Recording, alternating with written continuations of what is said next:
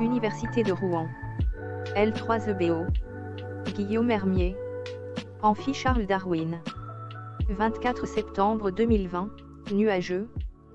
Détermination sexuelle bis. Désigne l'ensemble des facteurs à l'origine du sexe d'un organisme. Détermination précoce.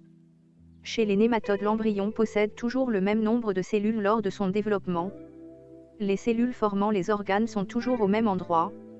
Chez la drosophile, l'embryon dans les premiers stades est un syncytium. Une partie des noyaux s'isolant pour former les cellules polaires. L'accumulation de certaines molécules dans le cytoplasme pendant la formation de l'ovocyte permettent de faire évoluer ces cellules polaires en cellules germinales. Chez la grenouille, les cellules formant la lignée germinale sont celles héritées du plasma germinal, les autres formeront la lignée somatique. Chez les oiseaux et les mammifères, les cellules germinales vont migrer dans l'embryon pour coloniser les gonades. Détermination tardive des cellules germinales. La différenciation de la lignée germinale se fait au niveau du karyotype. Elle affecte la quantité d'ADN chez les nématodes tandis que chez les éponges les gamètes apparaissent dans la mésoglée pendant la reproduction. Maturité sexuelle. À la naissance, l'animal ne peut se reproduire, il doit atteindre son stade adulte. Chez les annélides. Chez les polychètes marins benthiques, le passage à l'état reproducteur s'accompagne d'une métamorphose. C'est l'épitokie, hypertrophie des yeux, modification des parapodes, crénelage des cires parapodiaux, apparition de papilles permettant l'émission des spermatozoïdes au niveau du pygidium. Pendant l'épitokie, les néréies vont nager près de la surface pour former des couples et effectuer une danse nuptiale. Les gamètes sont alors émis dans l'eau de mer. Cette adaptation permet aux mâles de libérer leurs gamètes à proximité des femelles et de façon synchrone. La photopériode est détectée par les yeux des néréies. Plus les ovocytes ont un fort développement, plus des transformations liées à l'épitokie vont être induites. L'épitokie devient possible uniquement lorsque la production de neurohormones est inférieure à un certain seuil. Des phéromones libérés par les néréies permettent de stimuler leurs congénères, la température module l'activité neurosécrétrice. Épitokie et photopériode. En lumière naturelle, les transformations sont maximales en nouvelle lune et minimales en pleine lune. En lumière tamisée, le taux de transformation est supérieur ainsi que la cyclicité. En lumière continue, la cyclicité disparaît et le taux de transformation est plus faible. Chez les insectes. Les corralates contrôlent la croissance des ovocytes, ils permettent aussi la production de l'hormone juvénile, JH. Les cellules C activent la sécrétion de JH. Holométabole.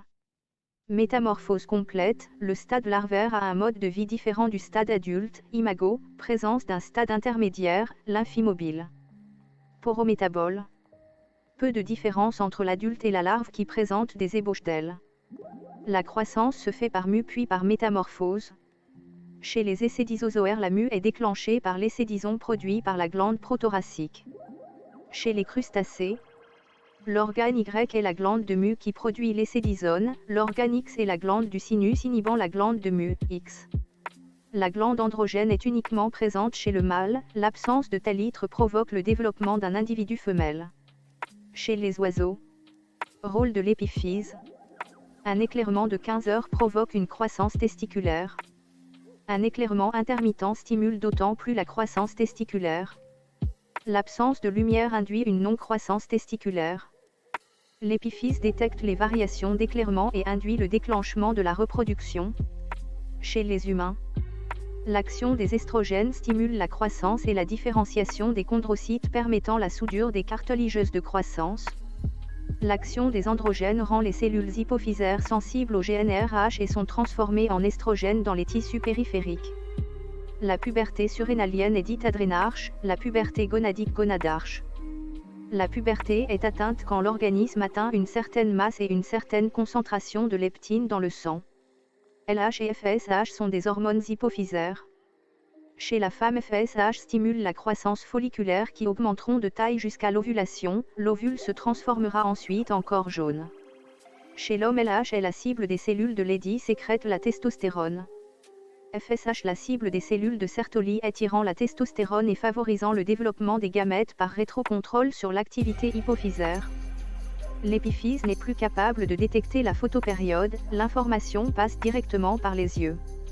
Chez les mammifères, Chez le renne, les périodes de reproduction sont liées à l'augmentation de la mélatonine, celle-ci est un précurseur de la sérotonine. Chez les mammifères, l'épiphyse est reliée à la rétine.